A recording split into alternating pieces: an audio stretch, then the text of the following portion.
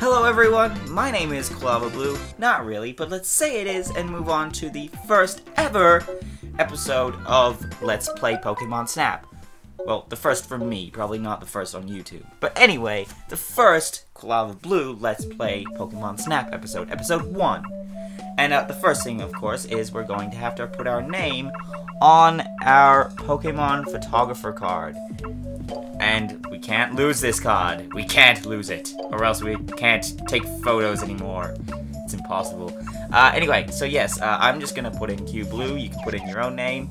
And I just realized I stuffed up because I didn't put a space in there. You can put your own name, or the character, or the name of the character in this actual game is known as Todd Snap, if you'd like to put that in too. If you are that kind of person. And look, it's Professor Oak. Hello there. The good professor. The one that should have been in the last game. The last game of Professor... I forget his name. The last game of Luigi's Mansion, where that professor was so mean and he was constantly cutting me off like that. Whereas me, I'm just going to talk over Professor Oak. But as he's explaining, you're going to go through all these courses on the 0-1. And he likes to talk about gates, because gates are awesome. He talks about awesome things, like, because gates are cool. Gates. Yeah.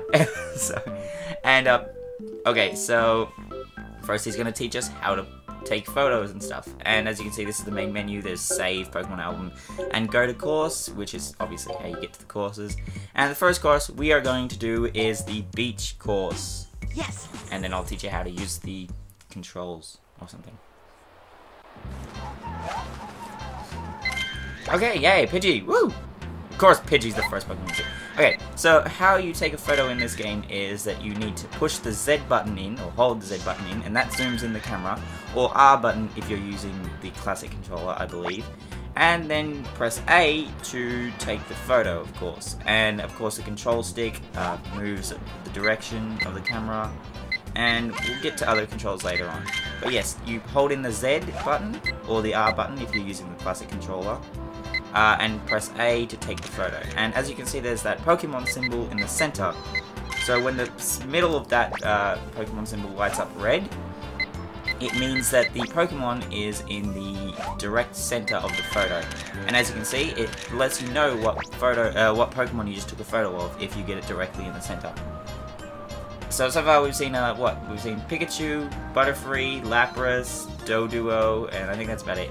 And this giant Mother Effer. I said Mother Ucker, by the way. Too many Mother Uckers. And Meowth. And now we've seen a Meowth, but he's too far away. So basically, in my opinion, this is probably one of the greatest Pokemon games outside of the handheld RPG series. Even though it's a game based around taking photos of Pokemon, which doesn't sound that interesting. It does actually get pretty interesting. It's actually pretty entertaining. It's probably one of my favorite games on the N64. It's probably one of my favorite Pokemon games outside the RPG series on handheld, which I've just said. Other than probably Pokemon Stadium, Pokemon Stadium 2, and maybe Colosseum. Colosseum was really just an RPG game. And yeah, so and on the N64, it's probably one of my favorite games too. Other than, you know, like things like Ocarina of Time and stuff like that. Yes, so the way that this game works is that you will take all these photos of different Pokemon, and then you will pick the ones that you want to send to Professor Oak, and he will grade them based on different things, which I'll tell you about later. But what you want to do is basically take all of the photos, take photos of the Pokemon. That's right, I almost stuffed up. Oh, and also, cute little fact, the Meowth is sitting down there because Pidgey got away. And there's a Kangaskhan as well. Yeah, so I haven't done a Let's Play in a while, so do give me some slack if I stuff up or something like that. I wasn't even planning to do one, but then I had a few people ask me if I was going to do one anytime soon, and I said, I guess I can. Hey, Meowth, what are you doing in my nest, you bitch? Mother Ucker. But I think all the Meowths are just going to be Mother Uckers from now on. Anyway, so as you can see, once the 0-1 vehicle reaches the gate, that's the end of the course, and obviously you can't take any more photos. I'm not sure how many Pokemon there is in this game. It's not all 150. And oh my god, look how many photos I taken. 35 photos were taken on this course.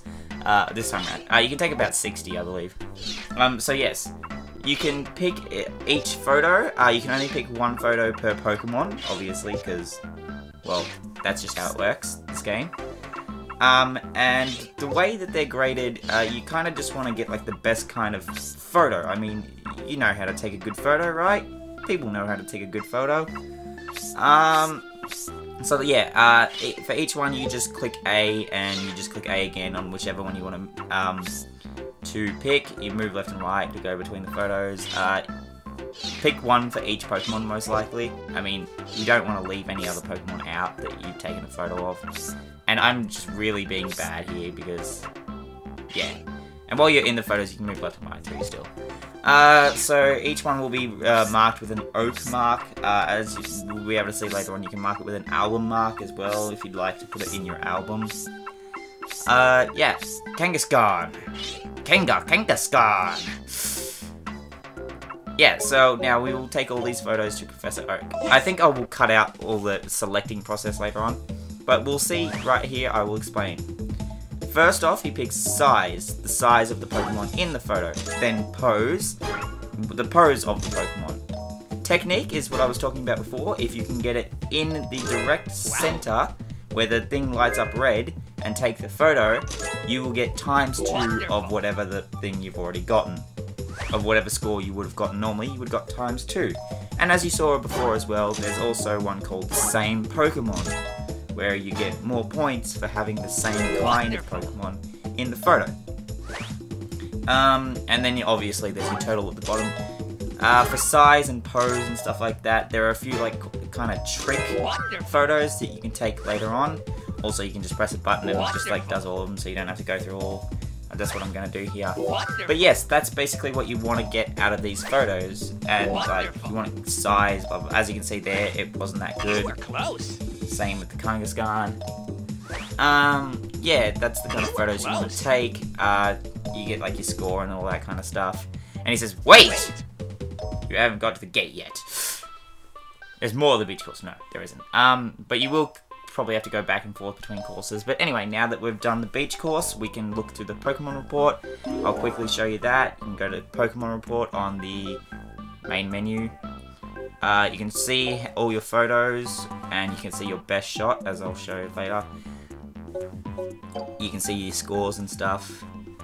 I'm not sure if you can see the photos. You can see your best shot, which mine is obviously the Pidgey, probably for you too. But anyway, that's about it for me. Like, comment, subscribe, whatever you like to do, as long as my name's Lava Blue, and I'll see you next time.